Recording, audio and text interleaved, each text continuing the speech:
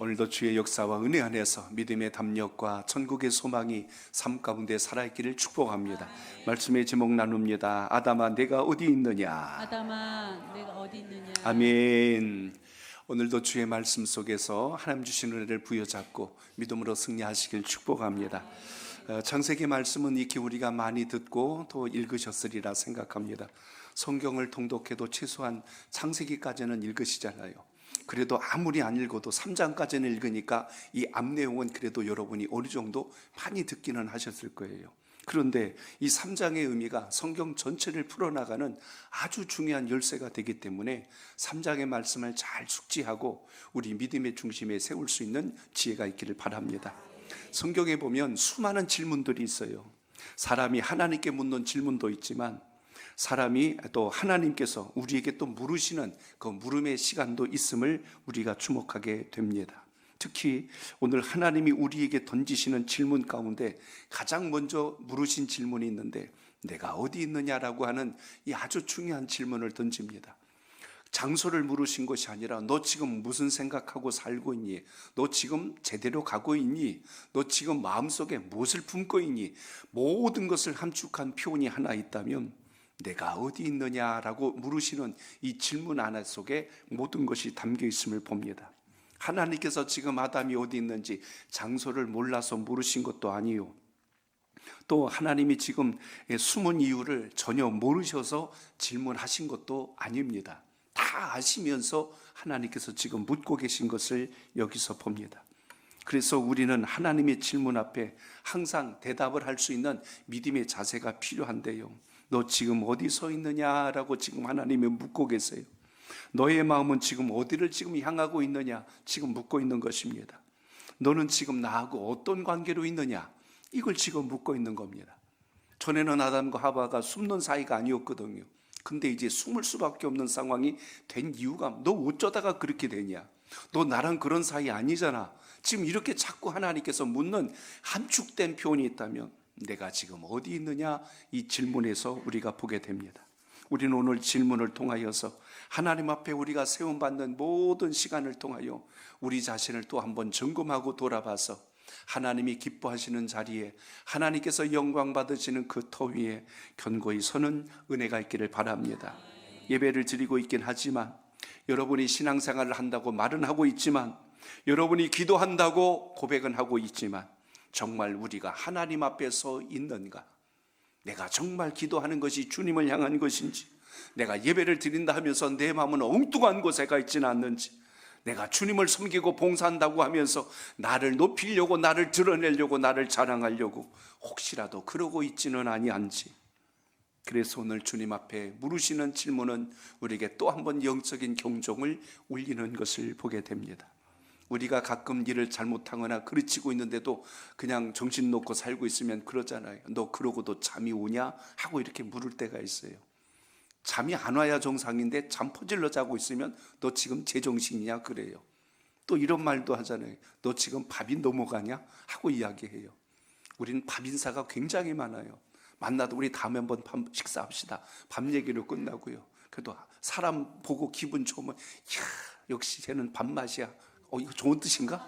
아니구나, 이건 안 좋은 뜻이다. 어쨌든 밥이랑 다 연결이 돼가지고 뭐든지 다 그래요. 그래서 밥맛 없다는 이야기도 하고 또 우리는 밥으로 모든 걸 대화하려고 할 때가 참 많습니다. 그런데 여러분 오늘 하나님께서 물으시는 이 질문, 내가 어디 있느냐 이 질문 속에 아담으로 하여금 다시 한 번 더 자신을 돌아보게 하는데요. 아담이 죄를 짓고 나자 그의 입에서 나오는 말 하나하나마다 하나님께서 원하시는 대답이 아닌 엉뚱한 소리를 하고 있는 것을 우리가 보게 됩니다. 인류의 타락의 시작이 어떻게 시작되었어요? 오늘 본문을 보시면 답이 나옵니다. 유혹으로부터 시작되었다라는 것을 봅니다. 그럼 우리는 아담이 유혹당한 것만 봐요. 피해자 입장에서만 보는데 다시 한 번 더 깊이 들여다보면 왜 유혹을 당했을까도 우리가 봐야 돼요. 우리가 사기를 당한다는 말도 있습니다. 사기당한다는 말을 가만히 보면 사기치는 사람 나쁜 사람입니다. 그런데 그 사기치는 것에 왜 넘어갔을까를 가만히 보면 거기에 달콤한 유혹에 우리가 넘어갔다는 이야기. 그럴 수 없는데 그렇게 되기를 원하는 우리들의 그 욕심이 결국에 가서는 선을 넘어서 무너질 때가 있는 것을 보게 됩니다. 그렇기 때문에 오늘 아담과 하와가 왜 선악을 알게 하는 열매를 먹었을까 하는 바로 그 부분입니다. 우리가 당하는 고통과 아픔의 대부분은 그 원인을 치료하지 않으면 해결할 수가 없거든요. 겉모습만 해결한다고 해서 되는 게 아니라 근본이 해결이 안 되면 또 거기에서 또 넘어지거든요. 그래서 유혹보다 더 깊이 생각해야 할 것은 누가 우리를 유혹했을까? 그리고 우리는 왜 그 유혹에 넘어갔을까? 이 두 가지를 잘 점검하면 답이 나옵니다. 물론 근본적인 부분은 오늘 이렇게 답이 나와 있어요. 사단입니다.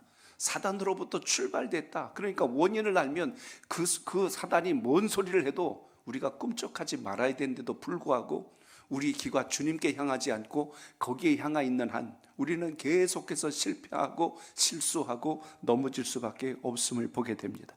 그래서 오늘 1절은 이렇게 시작해요. 자, 1절을 먼저 읽습니다. 시작. 그런데 뱀은 여호와 하나님이 지으신 들짐승 중에 가장 간교하니라. 뱀이 여자에게 물어 이르되 하나님이 참으로 너희에게 동산 모든 나무의 열매를 먹지 말라 하시더니. 아멘. 죄는 언제나 교묘하고 은밀하게 다가온다는 사실을 1절에서 먼저 보게 됩니다. 큰 소리로 오지 않아요. 대놓고 공격적으로 말하지 않습니다.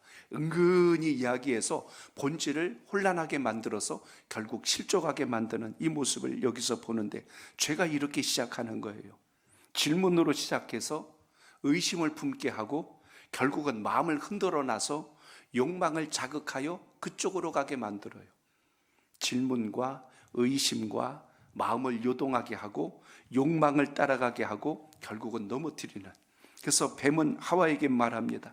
하나님이 참으로 너희에게 동산 모든 나무의 열매를 먹지 말라 하시더냐. 얼핏 들으면 하나님께서 하신 말씀 같은데 거기 몇 가지 함정이 숨어 있다는 것을 그냥 흘려들으면 몰라요. 자세히 살피면 이거 하나님이 하신 말씀 아닌데 알 텐데요. 이렇게만 들으면 그거 하나님이 하신 말씀이에요.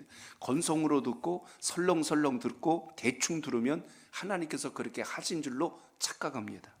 사단은 자기의 정체를 드러내지 않고 숨기고 있어요. 그래서 자기가 직접 내가 사단이다 그러지 않고 누군가의 대리자를 세워요. 그게 동물이 되었건 사람이 되었건, 그래서 자기의 실체는 숨어버리고 사람이 그 앞에서 그런 못된 짓을 하게 해놓고 사단은 나중에 싹 빠져나가서 그렇게 행동한 존재까지도 무너지게 만드는, 이게 마귀의 아주 간악하고 간교한 모습인 걸 봐야 합니다. 여기 1절에 보면 사단이라 하지 않고 뱀이라고 이름이 먼저 등장을 해요. 그래서 이 사단은 사람이나 또 다른 자기 하수인을 두고 뒤에서 조종하는 거예요.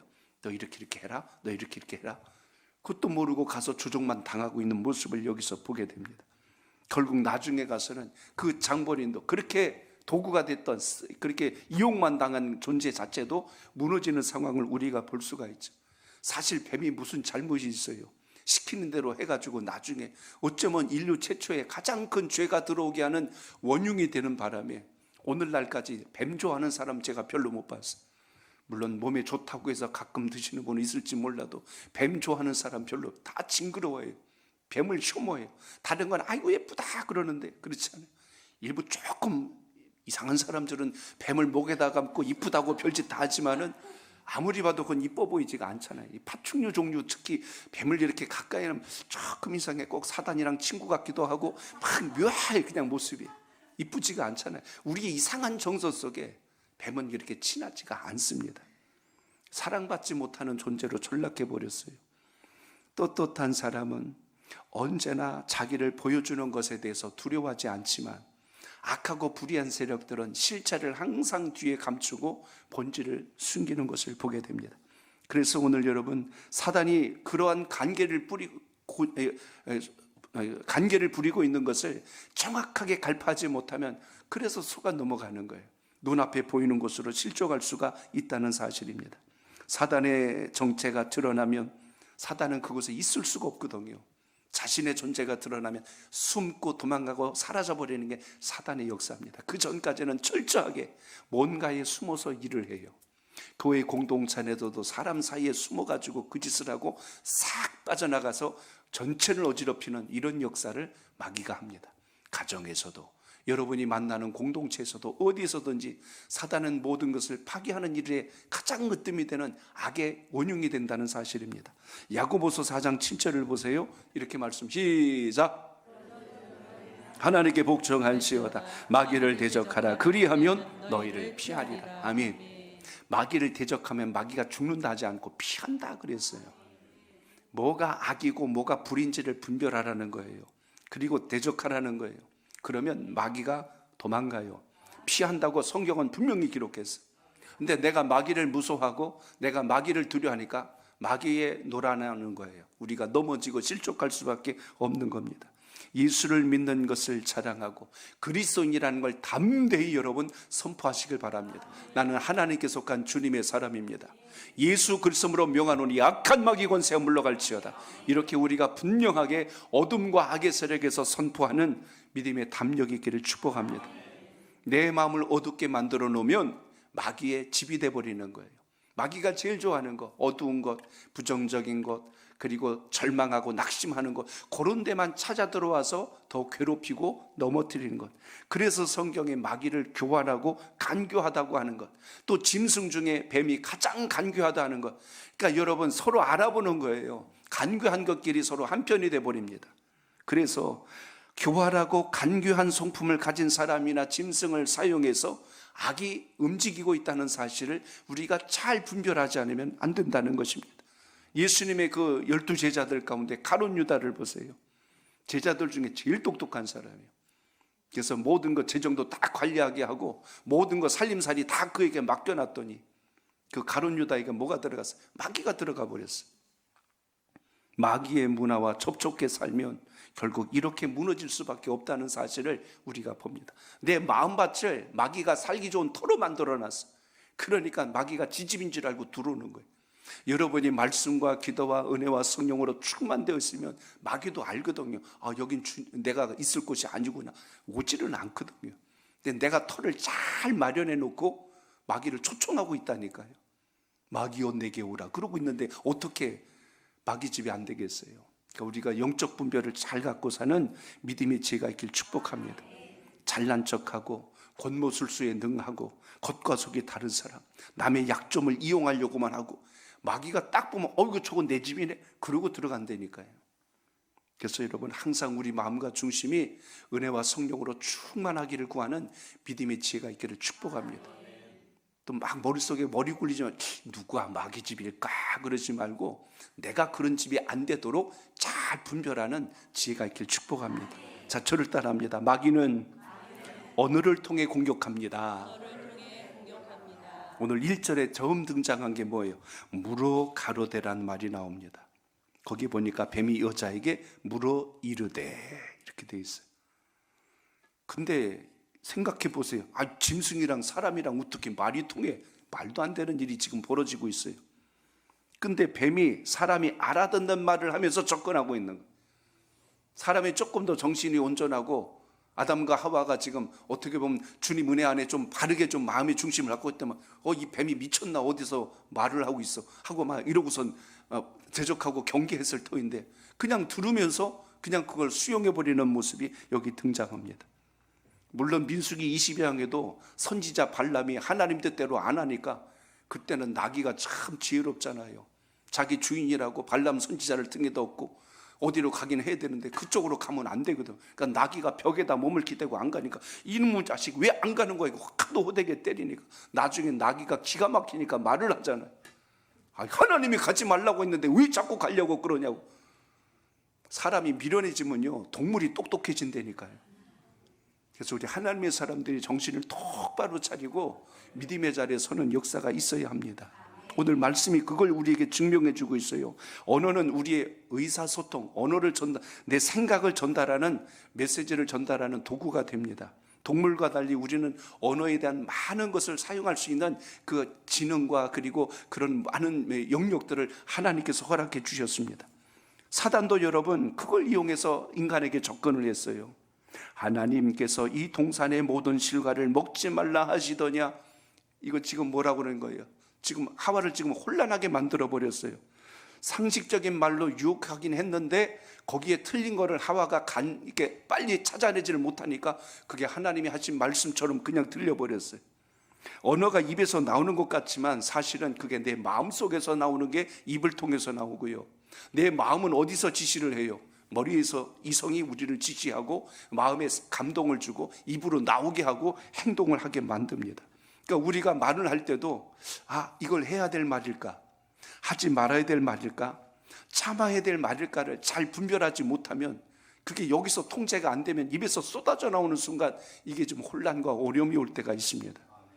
그리고 이게 여러분 내 안에서 우연히 나온 게 아니라 과거로부터 학습된 게 나오지 학습되지 않은 게 갑자기 입에서 튀어나오는 일은 없어요.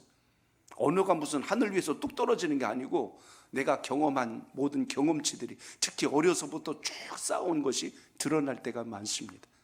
지금이야 뭐 아이들 놀이터에 모여갖고 이렇게 많이 노는 모습은 좀 요즘은 흔치 않더라고. 모이면 전부 그냥 이렇게 심각해 전부 기도하고 있어.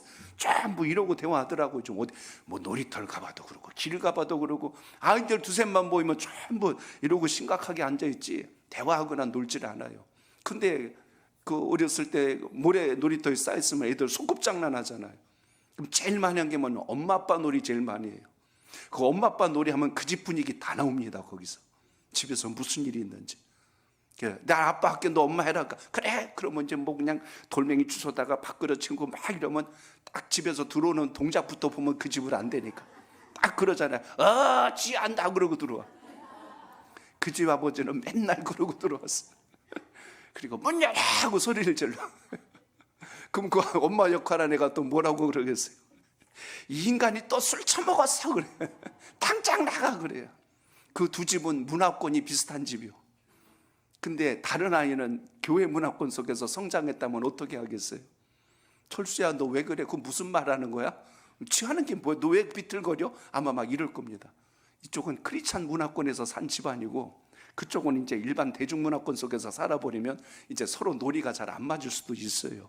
근데 그 언어라는 게 우리 마음과 정서 깊숙한 곳에서 보고 들었던 것이 나는 이 다음에 저러지 말아야지 그러는데 은연중에 그 모습이 내 안에 배어져 있어 갖고 입으로 나올 때가 많다는 이야기입니다.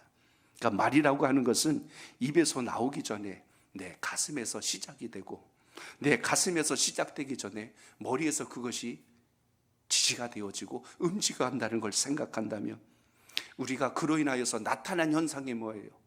감정이 복받쳐 온다. 그러면 막 혈압이 올라가고 분노가 치밀어 오고 우리의 감정이 굉장히 통제가 안 되는 상황까지 갈 수가 있다는 것입니다. 그래서 여러분 우리가 항상 신앙과 믿음 안에서 무슨 언어를 많이 해요? 축복의 언어, 용서의 언어, 사랑의 언어, 부드러운 언어를 많이 사용하면 그것이 나를 포함하여 함께하는 사람들에게 선한 영향력을 준다는 걸 잊지 않길 바랍니다. 자녀들이 반항적으로 비판적으로 그렇게 마음의 상처를 안고 성장하지 않도록 우리가 항상 우리 자신의 삶을 되돌아보며 하나님 앞에 그렇게 뜻을 구할 수 있는 지혜가 있기를 바랍니다. 내 언어 생활이 바뀌어지면 신기한 게 자녀들의 언어 생활도 함께 바뀌어질 수 있다는 것입니다. 그렇기 때문에 우리가 이 삶의 모든 위기를 경험하고 있을지라도 우리가 하나님 주신 중심으로 가려고 하면 할수록 우리의 삶에 더욱더 하나님이 기쁘신 뜻이 함께 한다는 것을 잊지 않길 바랍니다. 그래서 여러분 오늘 본문에서도 마귀가 접근한 것은 말을 통해서 왔다는 걸 우리가 보셔야 돼요. 때리거나 환경을 어렵게 만든 게 아니었어요. 말을 가지고 그리고 하와도 알고 있는 하나님의 말씀을 교묘히 비틀어서 접근했다는 사실을 보면 마귀는 속이는 것에 능한 자라는 사실을 잘 보시고 하나님께서 주신 말씀을 잘 붙드는 은혜가 있기를 바랍니다. 그래서 이 마귀는 여러분 어떤 역사를 지금 주고 있는 거예요? 하나님의 말씀을 의심하게 지금 하고 있다는 걸 여러분 보셔야 됩니다.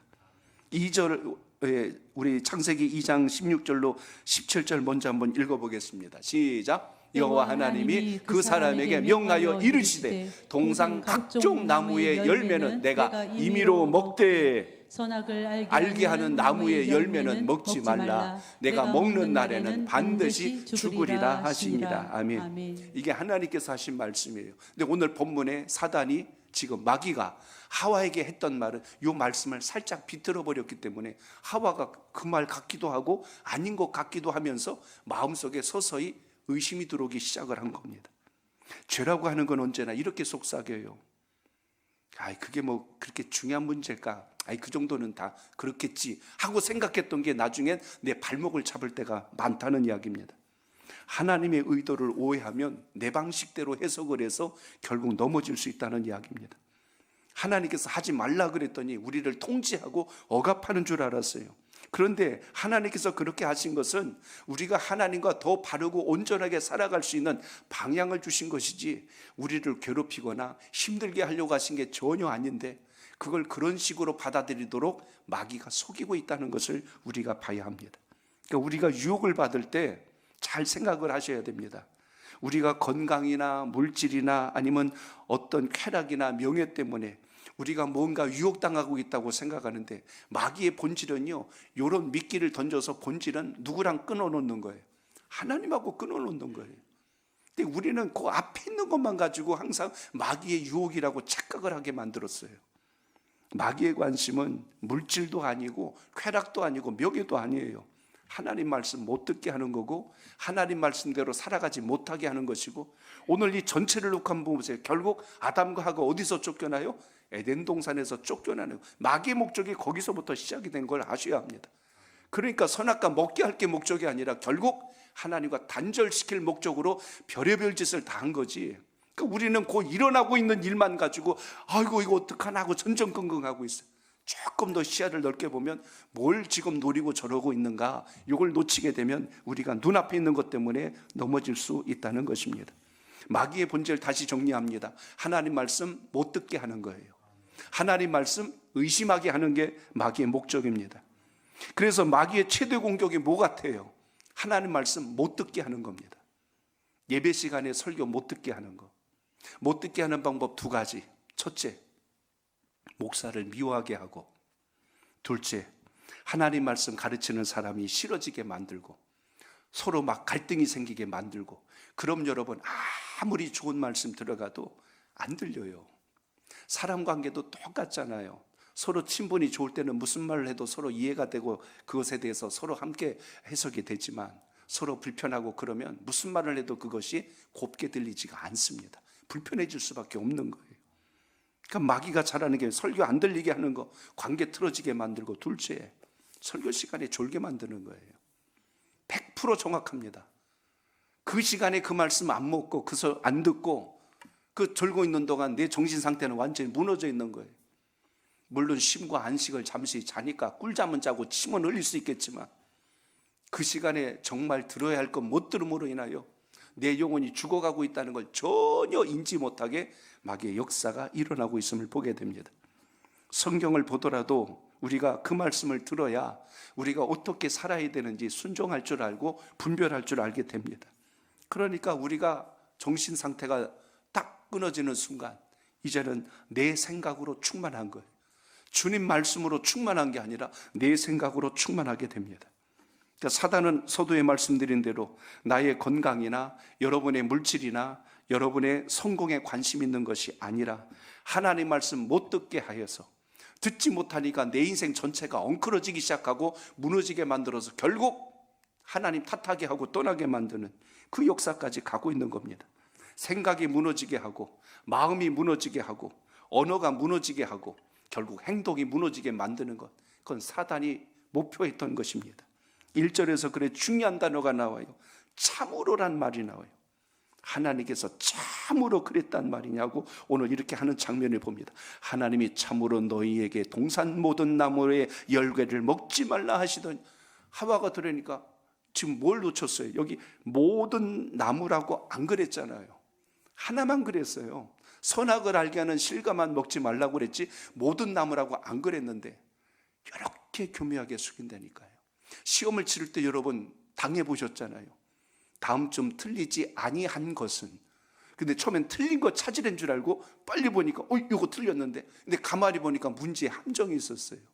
그렇지 않은 것은 하고 아닌 것은 아닌 것은 이렇게 자꾸 틀어버리면 이게 맞는 걸 찾으라는 건지 틀린 걸 찾으라는 건지 더 헷갈리게 만들어서 나중에 정답을 놓치게 만드는 이런 상황들을 봅니다. 마치 마귀가 그 짓을 하고 있는 거예요. 모든 거라고 그런 적 없거든요. 근데 그렇게 말해놓으니까 전체가 하나님이 하신 말씀처럼 들립니다. 왜 이런 일이 생겼을까요? 하와가 그걸 잘 귀담아 듣지를 못했습니다. 그러니까 듣자마자 그냥 하나님 말씀으로 받아들이죠. 그러니까 마음에 뭐가 들어왔을까요? 의심이 들어오기 시작합니다. 주의 말씀을 바르게 못 들으면 의심부터 들어가기 시작한 것을 보게 됩니다. 하나님이 참으로 너희에게 동산 모든 나무의 열매를 먹지 말라 하시더냐. 아까 우리가 창세기 2장 16절로 17절 볼 때 내가 임의로 먹되 선악을 알게 하는 나무의 열매는 먹지 말라. 각종 나무의 열매는 임의로 먹되, 자유롭게 먹되라고 했지 언제 모든 거라고 그랬어요. 사단은 오늘날도 변함이 없습니다. 우리를 넘어뜨리는 게 뭔지 아세요? 너 교회 가지 마. 그거 아니에요. 교회 가라. 근데 설교 말씀 듣지 마라. 교회는 가기는 가되 말씀 받지 마라. 하나님 앞에 우리가 서야 할 그 자리만 피하게 만들어요. 우리는 착각합니다. 교회 다녀는 갔죠. 근데 오늘 무슨 말씀을 들었는지, 그 말씀이 나에게 어떤 영향을 주는지 전혀 인지 못하게 만드는 것이 악한 영의 역사입니다. 그래서 예배에는 전혀 관심이 없게 하고 다른 일에 바빠요. 봉사는 열심히 했어요. 주방에 가서 설거지도 하고 밥도 하고 뭐 그냥 정신없이 다 했어요. 근데 말씀을 못 들었다. 그럼 그날 뭐 한 거예요? 섬기는 건 잘했어요. 근데 섬김의 시작이 하나님 말씀에 근거하지 않으면 내 공로가 돼버립니다. 그래서 내가 좀 열심히 하고 누가 안 하면 서운한 게부터 들어와. 저 이 집사 내려와야 되는데 안 내려왔어. 나 혼자 또 하게 되네.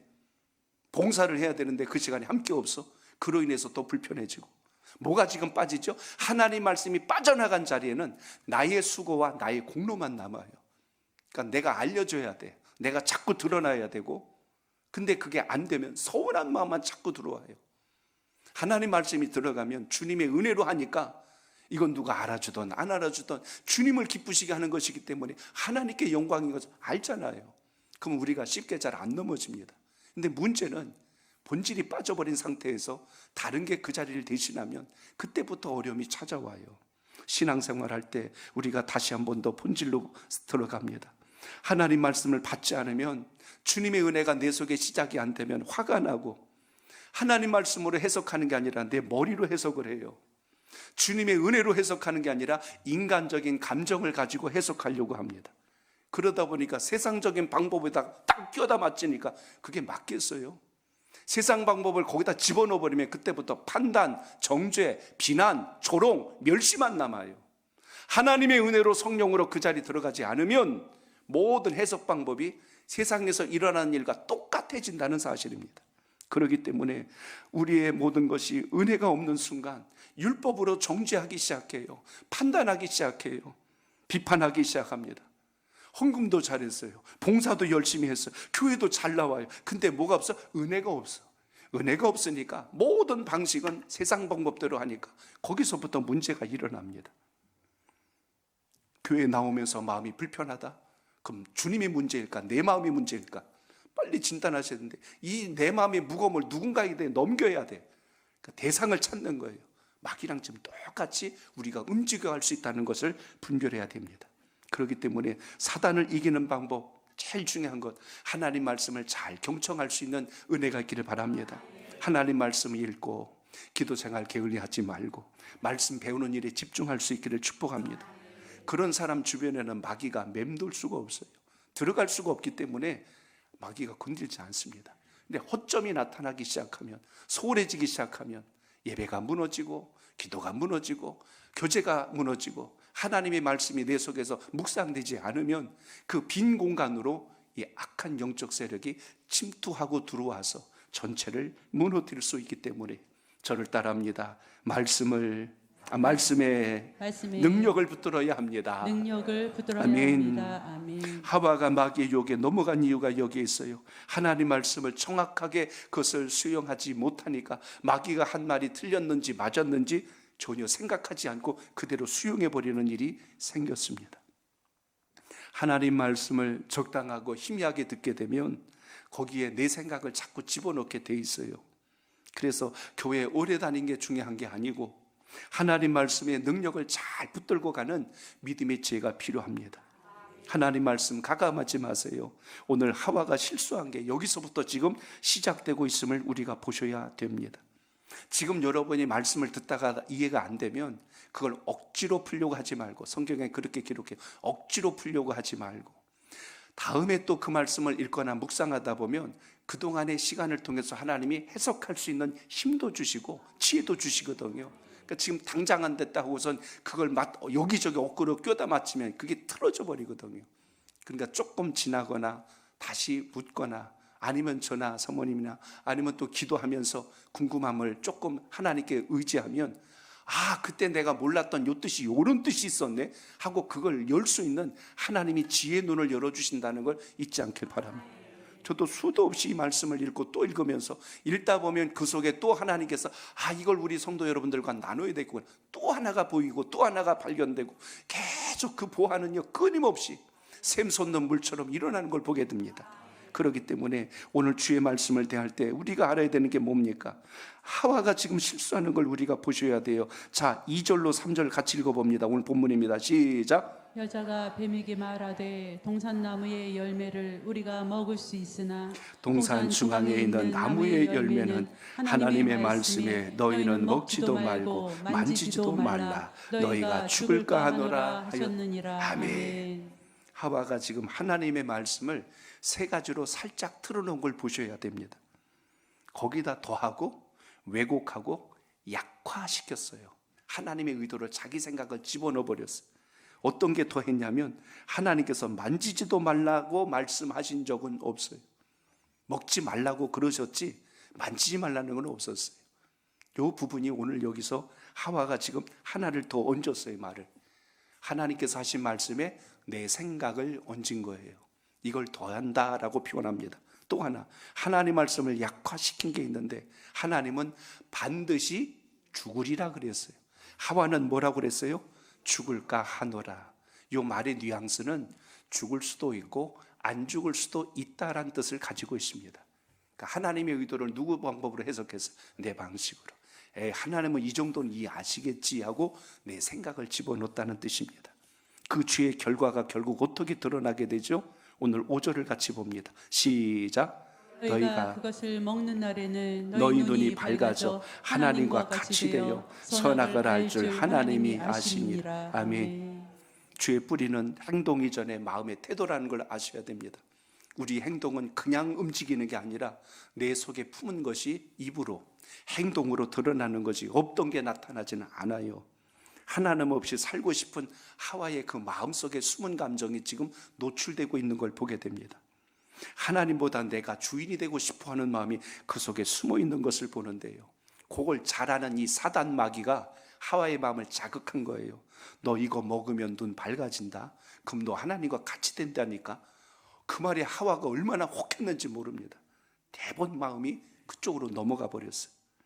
그러니까 하나님 없이 살고 싶은 마음, 하나님보다 내가 주인이 되고 싶어하는 마음, 내가 기준이 되고 싶어하는 마음이 막 속에서 일어나다 보니까 그 선악과를 그냥 따서 먹는 행동으로까지 이어졌다는 겁니다.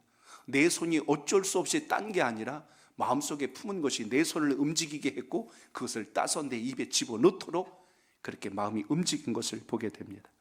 진행하는 과정을 보겠습니다. 6절 시작. 여자가 그 나무를 본즉 먹음직도 하고 보암직도 하고 지혜롭게 할 만큼 탐스럽기도 한 나무인지라. 여자가 그 열매를 따 먹고 자기와 함께 있는 남편에게도 주매 그도 먹은지라. 아멘. 죄는 언제나 이렇게 와요.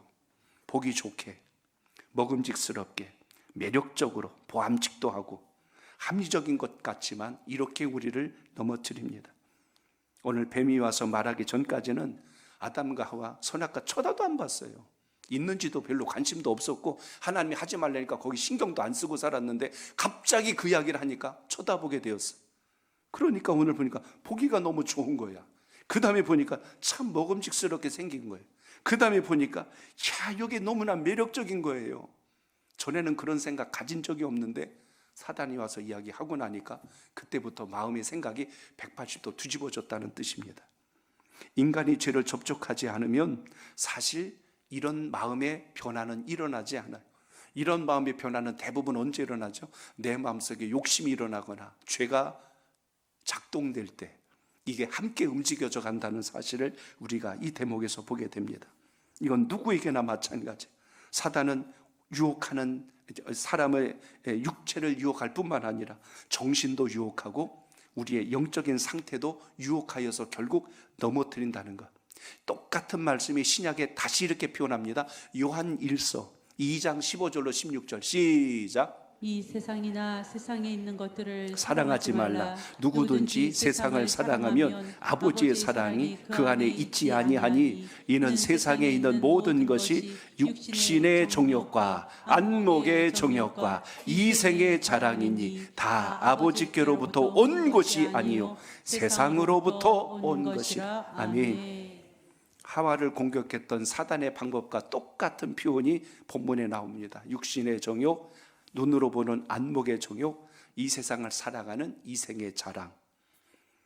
그러나 오늘 중요한 것은 결과예요. 그 여자가 따먹고 자기와 함께 있는 남편에게도 주매 그도 먹은지라. 이렇게 되어 있습니다. 인생은 자기 혼자 죽지 않아요. 그 죄를 누군가 함께 공범을 만들어내고 그 공동체 전체가 함께 죽기를 바라는 죄성들이 우리 속에 있는 것을 봅니다. 다른 사람이 잘 되면 축복해 줘야 되는데 시기가 나는 거예요. 다른 사람이 잘하면 박수 쳐줘야 되는데 미운 거예요. 그 사람의 문제일까? 내 마음의 문제일까? 죄는 절대적으로 개인적 행동에서 끝나지 않습니다. 계속해서 이게 퍼져나가요. 가정에서도 사람의 관계에서도 공동체에서도 똑같이 오늘날도 일어나고 있다는 걸 봐야 합니다. 이런 우리의 감정적 변화가 일어날 때 빨리 우리가 하나님 말씀의 본질로 딱 돌아가지 않으면 이게 점점 더 마귀집이 돼버려요. 나는 마귀는 아니에요. 그런데 내 마음이 마귀집이 되는 순간 나는 거기에 지배를 당하는 자밖에 되지 않습니다. 오늘 여러분 은혜와 성령으로 충만한 하나님의 사람 되시길 바랍니다. 자, 7절을 같이 봅니다. 시작. 이에 그들의 눈이 밝아져 자기들이 벗은 줄을 알고 무화과나무 잎을 엮어 치마로 삼았더라. 아멘. 아멘. 전에는 그들이 벗은 것에 대한 부끄러움이나 수치를 몰랐어요. 근데 이제는 그걸 알게 됐습니다. 선악과를 먹게 되자 무엇이 부끄러움이고 뭐가 수치스러운 거고 뭐가 두려운 건지 이제 느끼기 시작을 해요. 결국 이들의 행동은 8절로 드러났습니다. 8절도 봅니다. 시작. 그들이 그날 바람이 불 때 동산에 거니시는 여호와 하나님의 소리를 듣고 아담과 그의 아내가 여호와 하나님의 낯을 피하여 동산 나무 사이에 숨은지라. 아멘. 맨 끝에 보니까 숨은지라라고 되어 있어요. 수치를 느끼고 두려움을 느끼니까 숨어버려요. 죄의 현상입니다. 죄가 우리 가운데 나타나면 이 세 가지 모습이 한꺼번에 지금 우리 안에서 일어나고 있다는 사실을 주목하게 됩니다. 그렇기 때문에 하나님께서 그 죄로 인하여 숨은 아담을 향하여 묻습니다. 아담을 부르십니다. 내가 어디 있느냐? 너 지금 왜 거기 그러고 있느냐? 하나님께서 지금 묻고 계신 거예요. 하나님이 우리를 부끄럽게 하시려고 한 게 아니라 우리를 망신 주시려고 하신 게 아니라 너 그렇게 있으면 안 되지 않니? 하나님 지금 물으시는 거예요. 이게 얼마나 은혜로운 부름인가를 우리가 생각할 수 있어야 합니다. 그때 여러분 아담이 고백해야 되는 것은 하나님 제가 먹지 말아야 할 선악과를 먹었나이다. 내가 정말 죄를 지었나이다 하고 이렇게 했으면 얼마나 좋겠어요. 근데 죄라고 하는 것은 수치를 느끼고 두려움을 느끼고 숨어버리면 그 다음부터는 걷잡을 수 없는 상황들이 벌어진다는 것을 아담이 우리에게 보여주었습니다. 내가 벗었으므로 두려워서 숨었나이다 라고 말한 즉시 그의 입에서 나온 말이 뭐예요? 12절에 보니까 하나님이 주셔서 나와 함께 하신 그 여자가 그걸 주는 바람에 제가 지금 이렇게 부끄러움을 느끼고 두려워서 숨었나이다. 지금 이렇게 이야기해요. 틀린 말은 아닌 거예요. 근데 문제는 하나님이 듣고 싶은 말씀은 그게 아니거든요. 누구 때문에가 아니라 제가 죄를 지었습니다라는 이 고백 하나가 왜 이렇게 힘들었을까? 그렇게 고백했다면 아담에게 또 다른 인생의 변화가 어떻게 하나님이 섭리하셨을까를 생각하게 합니다. 하와에게 따졌어요. 너 왜 아담에게 그걸 주었냐? 하고 물었더니 하와도 할 말이 없는 게 아니라 할 말이 있거든요. 저 뱀 때문에. 죄라는 것은 자꾸만 누군가를 물고 들어갑니다. 그건 내 잘못이 아니라 누구 때문에 그래요 하고 탓을 하게 되는 현상을 우리가 이 대목에서 보게 됩니다. 결국 하나님은 그 죄를 그냥 넘기지 않으셨습니다. 그 죄의 결과에 대해서 책임을 물으셨고 15절 말씀, 우리는 이걸 원복음이라고도 하지요. 같이 읽어봅니다. 시작. 내가 너로 여자와 원수가 되게 하고 내 후손도 여자의 후손과 원수가 되게 하리니 여자의 후손은 내 머리를 상하게 할 것이요 너는 그의 발꿈치를 상하게 할 것이니라. 아멘. 이걸 원시복음이라고 합니다. 프로토 에반겔리움이라고 이야기해요. 처음 복음의 시작의 씨앗과 같은 말씀이 이거다. 성경에서 나타난 최초의 복음이 있다면 이 15절이다. 왜냐하면 여자의 후손은 이제 누구예요? 성육신 하신 그리스도를 지금 상징하며 오늘 말씀합니다. 인류가 죄를 짓고 있을 때 하나님은 어떻게 이것을 다시 구원하실까를 생각하시는 거예요. 우리는 죄로 인하여 망할 걸 생각하고 있는데 하나님은 어떻게 하면 다시 살리실까를 생각하고 계셨습니다. 너는 뱀의 머리를 상하게 함이라라고 그랬어요. 너는 이 사단을 향해서는 여인의 발꿈치를 물겠다. 오늘 이렇게 말씀을 합니다. 예수님께서 십자가의 고난이 발꿈치 무는 정도고, 그리고 오늘 역사는 뱀의 머리를 상하게 한다. 하나님의 권세는 사단의 머리를 깨뜨리신다는 걸 잊지 않길 바랍니다. 쉽게 생각해서요, 머리 깨지는 거하고 발뒤꿈치 상하는 거하고 누가 심각할까를 생각해 보셔야 됩니다. 하다못해 여러분 뭐 오토바이 타든 무슨 킹라닌이 요즘 뭐 타고 다녀도 요즘은 헬멧 안 쓰면 안 돼요. 사람이 다른 데는 다쳐도 그래도 뭐 이렇게 부축하고 좀 불편하게 살 수 있지만 머리가 다치면 끝나버려요. 머리가 다치면 끝이 납니다. 그래서 오늘 여기서 중요한 대목을 봅니다. 예수 그리스도, 그리고 십자가의 고난, 그리고 사단의 멸하심에 대한 분명한 선언을 하나님이 처음부터 그림을 다 그려놓으신 거예요. 앞으로 인류를 내가 이렇게 이끌고 가리라 하고 이 말씀 속에다 모든 것을 담아놓으신 것을 주목하게 됩니다. 그리고 더 놀라운 것은 우리는 기껏해야 우리의 부끄러움을 가리려고 무화과 잎으로 우리의 치부를 가리는 것이 우리의 전부였습니다. 무화과 잎으로 가리면 며칠이 나갈까? 커튼 말듯이 며칠 지나면 다 말라 비틀어서도 똘똘똘 말려버리고 부서져 버리지. 그거는 우리가 하는 건 너무나 제한적인데 하나님의 역사는 오늘 끝으로 21절을 읽습니다. 시작. 여호와 하나님이 아담과 그의 아내를 위하여 가죽옷을 지어 입히시니라. 아멘. 우리에게 가죽옷을 지어 입히시는 하나님의 은혜를 돌아보게 됩니다. 오늘 3장 전체를 좀 중요한 부분이게 끊지 않고 전체를 살펴봤습니다. 주님은 오늘도 우리를 책망하거나 우리를 내치시거나 버리시는 분이 아니라 우리를 또 다시 살리시기 위하여 가죽옷을 입히시는 분임을 기억하시기 바랍니다. 제가 청년 때 처음 이 글을 보고 얼마나 은혜가 되었던지 아십니까? 가죽옷을 입혀주셨다고, 야, 그래도 하나님은 그래도 가죽으로 옷을 입혀주시네. 야, 우리는 기껏해야 나뭇잎인데 하나님은 이렇게 해주시네. 근데 여러분, 가죽옷을 지어 입히려면 짐승 하나가 죽어야 되는 거예요. 사람을 살리기 위해서는 누군가 희생을 치러야 된다는 중요한 상징적 의미가 오늘 이 말씀 속에 담겨 있는 것을 보게 됩니다. 우리의 구원은 그냥 얻은 게 아니라 십자가에서 보배로운 핏값을 흘려주신 예수 그리스도 주님의 희생이 있었다는 사실을 기억하시기 바랍니다. 그러므로 오늘 주님의 물으심 앞에 다른 사람이 아니라 우리 자신을 돌아볼 줄 아는 믿음의 지혜가 있기를 바랍니다. 오늘 우리가 어떻게 해야 될까요? 죄가 드러날 때 숨지 말고 하나님 앞에 엎드리시길 바랍니다. 책임 회피하지 말고 다른 사람 탓하지 말고 하나님 앞에 엎드려 구하는 지혜가 있기를 바랍니다. 그리고 진짜 중요한 건 고백입니다. 진정한 회복은 회개에서 시작이 되거든요. 그거 탁 묻어둬 버리고 해결이 안 됩니다. 내 마음의 근심 걱정 한쪽에다가 집어넣고 은혜 평강이 쉽게 나를 움직이지를 못해요. 그래서 내 속에 혹시라도 숨은 죄악이 있으면 하나님 앞에 고백하시고 하나님 앞에 회개하셔서 진정한 평안이 함께 하시길 바랍니다. 가죽옷은 예수 그리스도 십자가 사건을 상징한다. 통상 우리가 이렇게 해석합니다. 마찬가지로 주님을 의지하지 않으면 살 길이 없다. 이거 잊지 마시고 말씀 의지해야 마귀밥 안 됩니다. 성령 충만하셔야 마귀의 앞잡이가 안 됩니다. 오늘 다시 주의 말씀이 여러분을 강력하게 붙들어서 이기는 신앙이 되시길 바랍니다. 우리에게 말씀이 있기 전에는 아담과 하와가 에덴 동산에서 거닐었다 그랬어요. 거니는 게 동행하는 거예요. 지금은 어떻게 하는 게 동행하는 거냐면 말씀을 듣고 말씀에 순종하고 말씀대로 사는 게 동행입니다. 오늘 이 믿음으로 승리하는 우리 온 성도들 되시기를 주님의 이름으로 축복합니다.